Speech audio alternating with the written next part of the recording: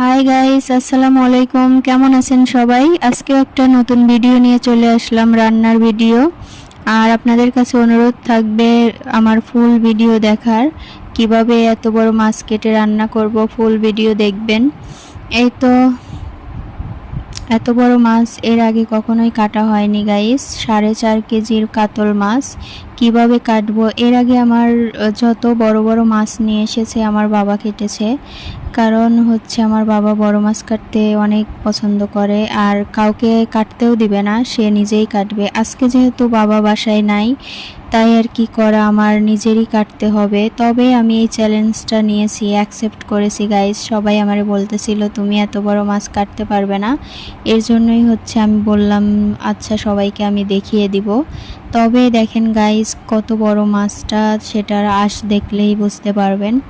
মাছটাও অনেক বড়। এই মাছটা আমি কিভাবে কাটবো, মানে যখন আমি আঁশ তুলতেছিলাম সবার সাথে একসাথে, আর এই মাছটা দেখে সবাই এতই খুশি যে সবাই হাতে হাতে করে দিচ্ছিল। দেখতেই পাচ্ছেন বিশাল বড় একটা মাছ গাইস। এই মাছটা কাটতে যে কতটা খাটনি হবে এবার, সেটাই আমি বলতেছিলাম যে এই মাছ কাটতে জান যাইব কি। যাই হোক, আমি একা পারতেছিলাম না গাইস, আমার বাগ্নিরা ছিল, সবাই আমাকে হেল্প করতেছিল। সবাই একটু একটু করে কাজ করে দিচ্ছিল, এর জন্যই হচ্ছে দেখা যায় কাজটা সহজ হয়ে যায়। এখানে আমার বাগ্নি আছে আমাকে হেল্প করার জন্য। ও বলতেছিল যে তোমার সাথে আমিও ধরি, এত বড় মাছ তুমি একা ধরতে পারবে না। তবে আমার কাজের প্রতি আগ্রহটা আছে গাইস। আমি ওদেরকে বলতেছিলাম যে দেখি যদি না পারি তাহলে না না কাটবো, ট্রাই তো করাই যায় গাইস। এর জন্যই বসে গেলাম কাটতে। মাশাল্লাহ আমি কিন্তু মাছ কাটতে পেরেছি গাইস। আর মাছের পিসগুলাও সুন্দর সুন্দর করার চেষ্টা করেছি।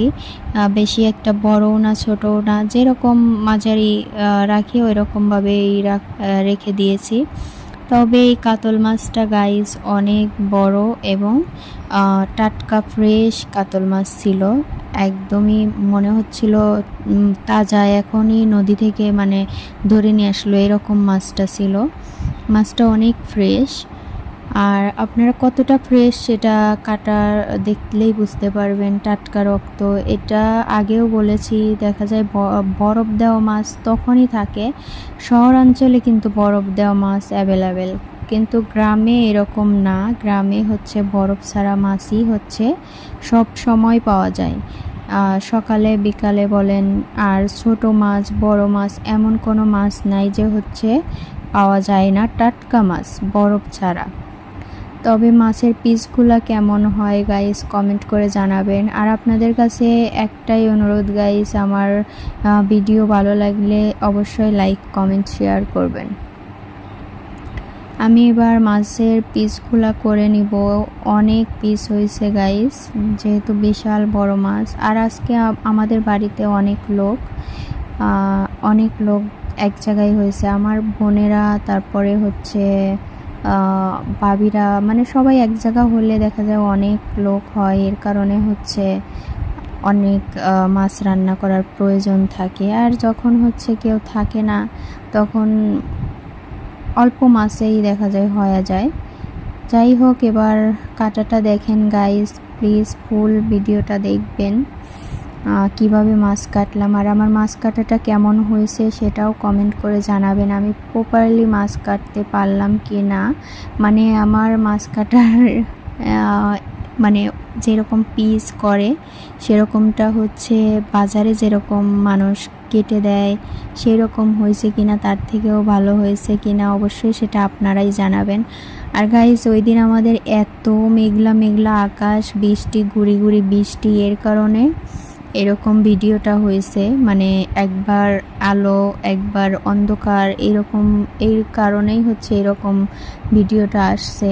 আর ওই দিন অনেক মেঘ ছিল গাইস, এতটা মেঘ বলার মতো না, মানে ঝড় উঠে আসার মতো এরকম ছিল। এর কারণেই হচ্ছে ভিডিওটার কালারও চেঞ্জ হয়ে গেছে, দেখতেই পাচ্ছেন। আর ভিডিও যে করে সে মানে সেও হয়তো বুঝতে পারে না, এখানে যদি লাইট ইউজ করতো তাহলে একটু লাইটিং আসতো, ও হয়তো বুঝতে পারে নাই। আর ওকে দিয়ে, সাদিয়াকে দিয়ে ভিডিও করাচ্ছিলাম। দেখুন মাথাটা কাটতে গিয়ে গাইস আমি একদমই নাজেহাল, কোনোভাবেই আমি মাথাটা কাটতেই পারছিলাম না। তারপরেও চেষ্টা করেছি, মানে যতটুকু করার চেষ্টা তো করেছি, অনেক কষ্ট করে হলেও মাছটা পুরোপুরি আমি নিজে কাটছি, এটাই অনেক আমার কাছে। আমি এর আগে কোনো দিনও এত বড় মাছ কাটা হয় নাই, কাটছি ছোট, আর আপনাদেরকেও দেখাইছি কত বড় মাছ কেটেছি, বাট এত বড় মাছ আমার কোনো দিনও কাটা হয় নাই গাইস। যাই হোক, আমার এই মাছটা হচ্ছে কি দিয়ে রান্না করব সেটাও হচ্ছে যখন হাটের থেকে, আগেও বলছে আমাদের এইদিকে সপ্তাহে 2টা হাট হয়, শুক্রবার সোমবার। আর হাটে থেকে হচ্ছে কি কচু এটা গাইস আমি জানি না, শোলা কচু কি কচু বলে তাও জানি না, তবে কচু নিয়ে এসেছিল। কচু নিয়ে আসার পরে আমাদেরকে বলে দিচ্ছিল যে এই কচু দিয়ে রান্না করলে, মানে আমার মা বলছিল আর কি, যে কচু দিয়ে রান্না করলে টেস্টটা অনেক বেশি হবে। এর কারণেই ভাবলাম যে অনেক জিনিস দিয়ে তো মাছ খাওয়া হয়েছে, এবার কচু দিয়ে দেখি কেমন লাগে। কচুটা আগে কেটে নিয়ে ভাপিয়ে নিলাম। কচুর যে একটা কষ থাকে বা হচ্ছে কচুটা কালো হবে না, এর কারণেই ভাপিয়ে নেওয়া। আর ওইদিকে মাছ নুন হলুদ দিয়ে মাখিয়ে সাইডে রেখে দিয়েছি ভাজার জন্য। দেখতেই পাচ্ছেন এবার আমি মাছগুলা ভেজে নিব।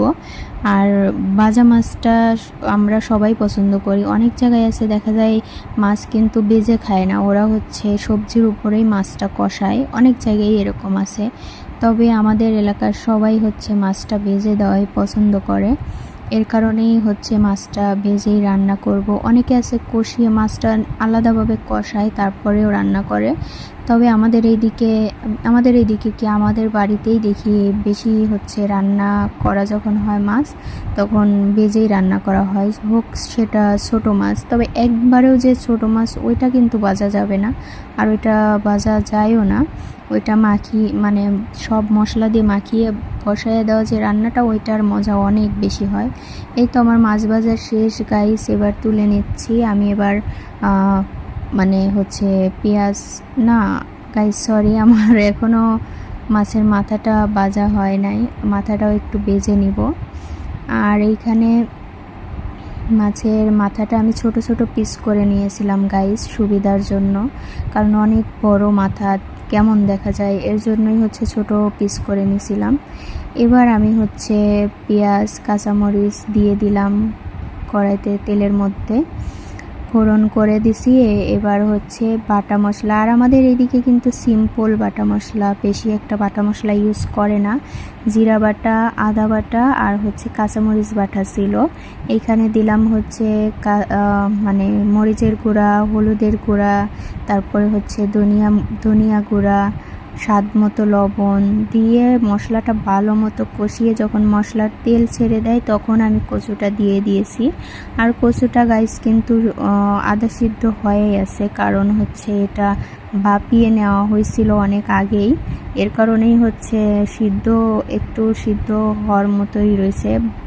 জাস্ট অল্প একটু পানি দিয়ে এটা শুধু মশলাটা যাতে যেন ভিতরে যায় সেরকমভাবে কষিয়ে নিব, কারণ কচুর মধ্যে প্রপার মশলাটা পাওয়া যাবে, এর কারণে অল্প একটু পানি দিয়ে কষিয়ে নিব।